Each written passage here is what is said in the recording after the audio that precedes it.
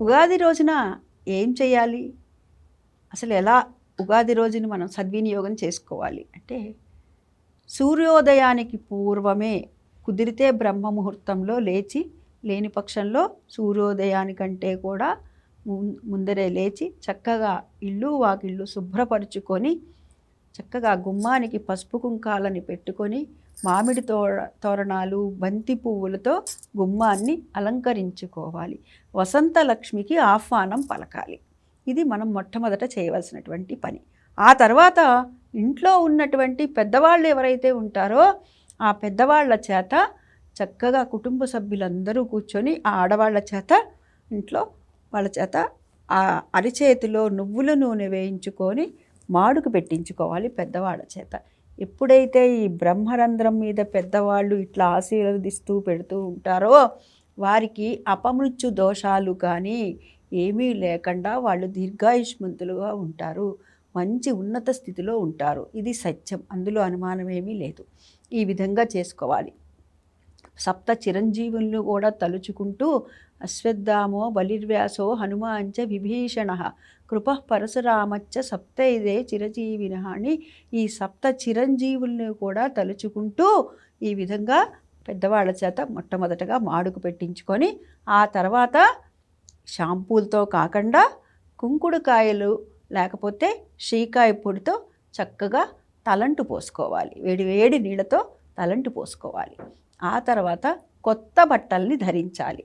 ధరించి ఇంట్లో ఉన్నటువంటి పెద్దవాళ్ళు మగవాళ్ళు ఎవరైతే ఉంటారో వారు చక్కగా గణపతి పూజ చేసి తర్వాత పంచాంగానికి కూడా పూజ చేస్తారు.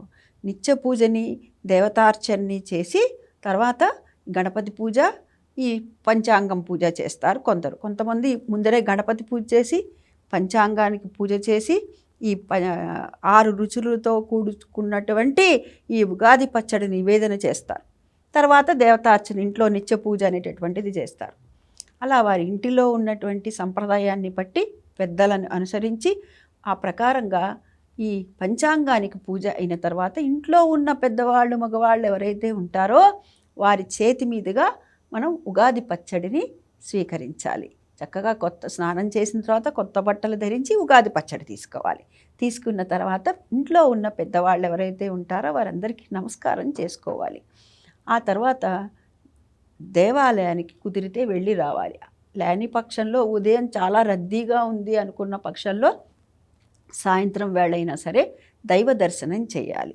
ఆ తర్వాత చేయవలసినది ఏమిటంటే రాజదర్శనం అనేటటువంటిది చాలా ముఖ్యమైనటువంటిది. ఇవాళ అంటే పూర్వం అయితే గనక రాజులు ఉండేటటువంటి వారు, నేడు మన మంత్రులు ఎవరైతే ఉన్నారో వారు రాజుతో సమానం కదా. అంటే విష్ణు అంశ లేనిదే రాచరికం రాదు కాబట్టి ఎవరైతే మంత్రులు ఉన్నారో వారందరూ కూడా రాజులతో సమానం.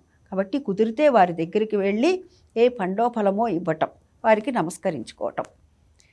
లేని పక్షంలో మనకి ఇవాళ మాధ్యమాల ద్వారా వారిని మనం చూస్తున్నాము, మనసులో నమస్కరించుకొని వారి దగ్గరికి వెళ్ళినట్టుగా భావన చేసుకోవటం. అంటే రాజదర్శనం అనేటటువంటిది కూడా ఇవాళ చాలా ముఖ్యంగా చెప్పబడుతుంది.